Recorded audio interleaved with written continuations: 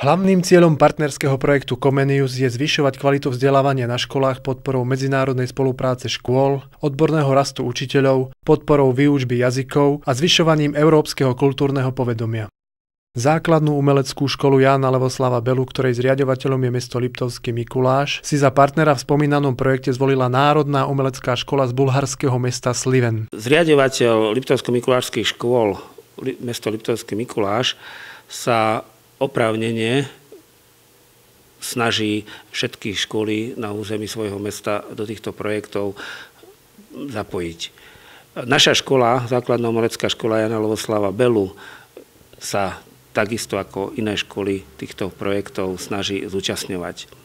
Špecifikum možno je práve v tom, že my sa zúčastňujeme projektu Comenius, ktorý je projektom, ktorý sa zameriava viac na pedagogické výsledky žiakov a na umeleckú spoluprácu. Spolupracovať budú výtvarné odbory oboch škôl.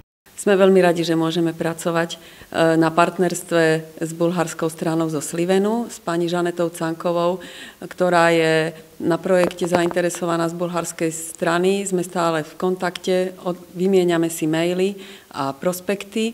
Taktiež sme už vypracovali nástenku k tomuto programu, kde sa môžu rodičia oboznámiť so všetkými bodmi tohto projektu partnerského.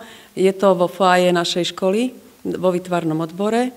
Ešte sme vypracovali propagačný leták o tomto projekte, o tom, kedy sa to bude konať a čo je cieľom projektu.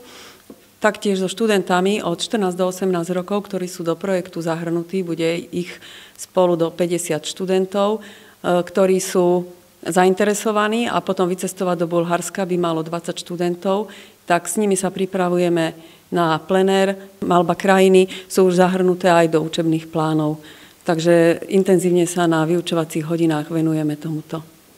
Prvá fáza realizácie sa otvorí v apríli 2009, keď pricestujú s pedagógmi bulharskí žiaci. Spolu s našimi žiakmi budú maľovať v prírode plenér a pobyt Bulharov sa zakončí spoločnou výstavou.